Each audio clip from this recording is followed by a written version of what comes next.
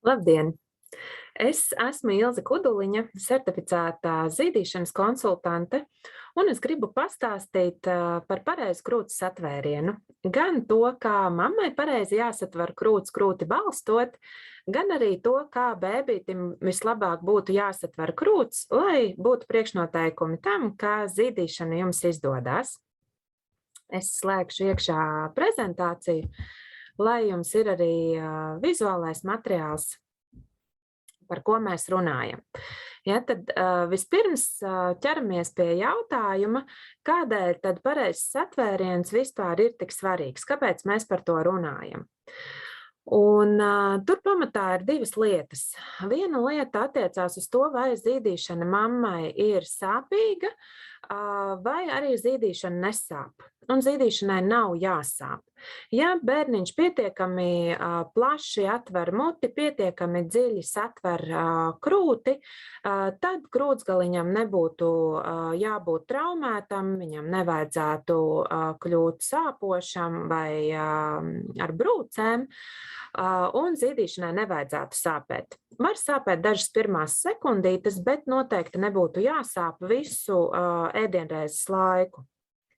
Otra lieta šajā jautājumā ir par to, ka pietiekami labs satvēriens ir vajadzīgs tādēļ, lai bēbītis labi piekļūtu pieniņam un varētu izēst tik daudz piena, cik viņam ir vajadzīgs. Tātad, ja satvēriens ir labs, tad bērniņš tiek pie pieniņa, var izēst viņu pietiekamā apjomā, un jo vairāk pieniņa bērns izēd, jo vairāk ražojas vietā, un attiecīgi jums ir pietiekami daudz piena, un bērniņš pietiekami labi ņemas svarā. Satvēriens nav vienīgais, kas to ietekmē, bet tas tomēr ir ļoti, ļoti būtisks faktors. Iesim tālāk. Kāds tad tas pareizais satvēriens ir? Ja, kas ir tās pareizas satvēriena pazīmes? Un pirmais tātad būs izvērstas lūpas. Pieliekot bērnu pie krūts, jūs pārbaudat, skatāties, vai bērniņam abas lūpiņas ir it kā atlocītas uz āru. Ja tā ir, brīnišķīgi, ja tā nav, mēģinām piekoriģēt, pavelkot aiz zodiņa, lai tā apakšlūpiņa atļūk, vai aizķeksējot augšlūpiņu, un tā kā viņu uzrullējot, pagriežot pirkstiņu, uzrullējot uz augšu. Otra lieta ir plats leņķis mutes kaktiņā. Ja, tā tad ir jābūt platam leņķim, ja mēs zinām, ka šeit būtu 90 grādi, ja, tad mums vajag, lai ir vismaz 120, 150 grādu leņķīts mutes kaktiņā. Mēlītei, zīžot krūti, būtu jāatrodās uz smaganiņas. Tur, kur bērniņam augsts apakšējie zobiņi, tur virsū jāatrodas mēlītei. Jūs to varat pārbaudīt, iedodot pasūkāt savu pirkstiņu. Ja mēlīt uz smaganiņas ir, tad jūs smaganu nejūtat, viņa nerīvē jūsu pirkstu. Tad ir diezgan liela iespēja, ka arī tad, kad bērns zīž krūti, pirksts, protams, nav tas pats, kas krūts, bet iespēja ir diezgan liela, ka arī zīžot krūti, tā mēlīta vietiņā atrodās. Un visbeidzot, zīžot bērnam būtu jāatrodas pie krūts tā, lai zodiņš atrastos krūtī un deguntiņš būtu brīvs, arī nepieturot krūti. Ja jums nav ar pirkstu jāpietura krūts, lai atbrīvotu bērnam deguntiņu, ja, tad, ja bērnam pie krūts ir jāpieliecās, tad deguns būs krūtī un zodiņš būs brīvs, bet mēs tieši gribam, lai bērniņš galviņu atliec un zodiņš ir krūtī un deguntiņš ir brīvs. Ja, skatīsimies arī pēc tam tālāk, kā tas izskatās, bet tagad noskaidrosim to, kas tad ir jādara, lai šo pareizo satvērienu pie krūts dabūtu.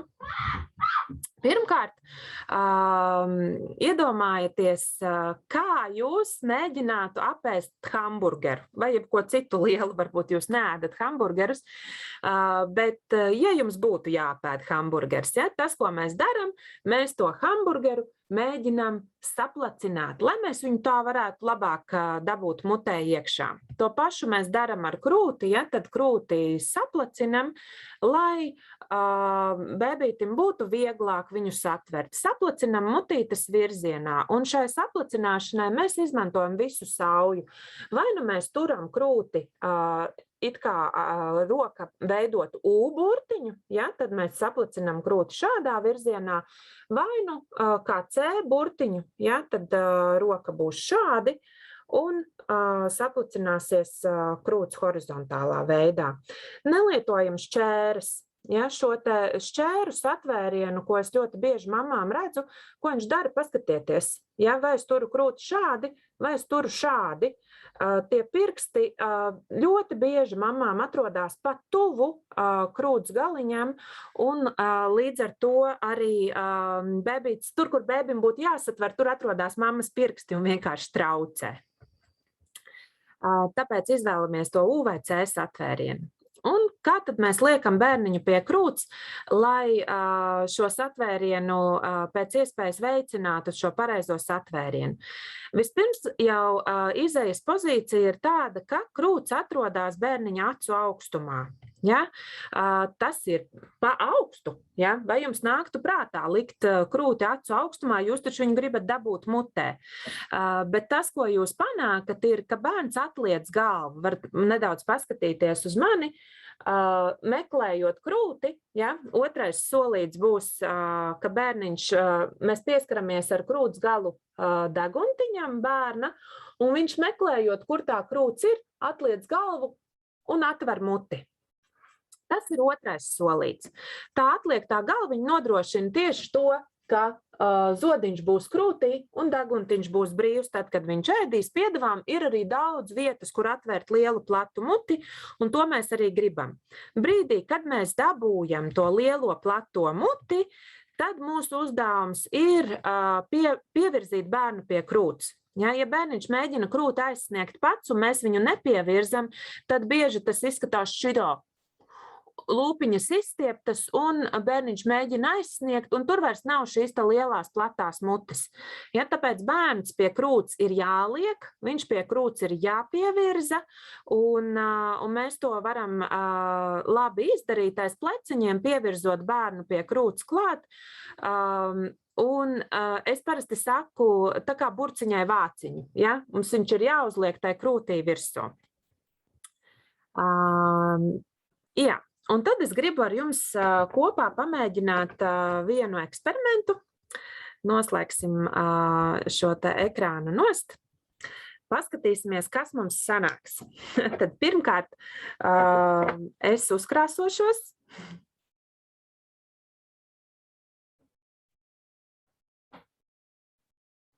Ja, uzkrāsošu lūpas.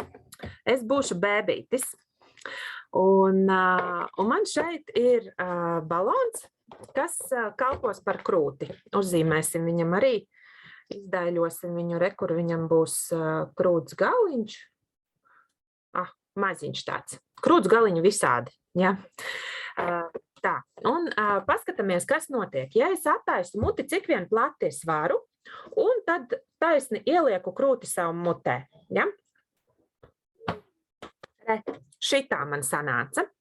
Un tagad pamēģināsim, kā tas izskatās, ja vispirms pie krūts pieskarās apakšlūpa. Lūk, tāda ir starpība. Tāda ir starpība, tāpēc mēģinam, ja jūs redzat, ka daudz platāks būs tas satvēriens, ja jūs darīsiet tā, ka bērniņam vispirms pie krūts pieliksiet apakšžoklīti, un pēc tam pārējais uziet virsū, augšžoklīts uziet virsū, un bērniņš dziļi satver krūti. Iesim tālāk. Šeit jūs varat redzēt, kā tam būtu jāizskatās. Ja? Es aicinu jūs padomāt, kura bilde tad atbilst tam, kā būtu jābūt, pēc tā, ko jūs dzirdējāt, kurā bildē ir šīs pazīmes, kas liecina par pareizu satvērienu, un kurā attēlā kas pietrūkst, kas nav pareizi, kur varētu būt jāpiekoriģē. Tātad šeit, kreisās puses attēlā, jūs redzat, ir plecleņķis mutes kaktiņā, lūpiņas ir atliektas, zodiņš ir krūtī, deguntiņš ir brīvs. Ja mēs te mutes kaktiņā vēl redzētu mēlīti, tad mēs zinātu, ka mēlīte arī ir vietā. Ļoti iespējams, ka viņi ir, bet mēs to šajā attēlā nevaram redzēt, ir vai nav. Ja, domājams, ka ir. Ja mēs redzam mutes kaktiņā, tad mēs droši varam teikt, ka jā, tad ir arī uz smagenes virsū, ja, bet tas, ka nevar redzēt, nenozīmē, ka nav. Un kas tad mums ir labajā attēlā, labajā pusītē? Tas, ko mēs redzam, pievērsiet uzmanību, leņķītes mutes kaktiņā. Ja, salīdziniet, krietni šaurāks, ja lūpiņas ir izvērstas, un te pa to augšlūpu grūti saprast, vai tur ir vai nav tā augšlūpiņa, varētu būt, ka arī ir jāuzliec uz augšu, un paskatāmies, kur ir zodiņš un kur ir deguntiņš. Ja, tātad bērniņš būtu jāpavirza zemāk, tā, lai viņam drīzāk ir jāatliec galviņa, lai atbrīvojas deguntiņš un lai zodiņš ir krūtī. Un ļoti iespējams, ka tad mums arī leņķītes mutes kaktiņā pamainās, un, ja nepieciešams piekoriģēt to augšlūpiņu, atrulējam augšlūpiņu, arī tas iespējams izmaina to leņķi, un mums ir jau daudz smukāks satvēriens. Kas satvērienu neuzlabo? Vai tam kaitē? Ja, satvērienu neuzlabo krūšu uzgalīši. Ļoti bieži mammas saņem ieteikumu, uzliec uzgaļus, būs labi. Bet tas nepalīdz atrisināt to cēloni, kas ir par iemeslu tam, kādēļ mammai sāp, vai kādēļ mammai ir traumēti krūšu gali, vai kādēļ bebītim nesanāk to krūti satvert. Ja, krūšu gali ļoti dažādi, krūšu galus parasti nevajag vainot pie tā, ka viņš nemāk satvert. Viņš to dara pirmo reizi dzīvē, un arī mamma viņu liek pie krūts pirmo reizi dzīvē, un bieži vien ir vajadzīgs vienkārši kompetents atbalsts, kas palīdz viņiem abiem izdarīt to, kas viņiem ir jādara. Šie uzgalīši savukārt viņi ir noderīgi tad, ja mēs gribam pāriet no bērniņa, kas tiek barots ar pudelīti, dabūt viņu, lai viņš ņem arī krūti, tad viņi ir tāda laba pāreja, ko var izmantot.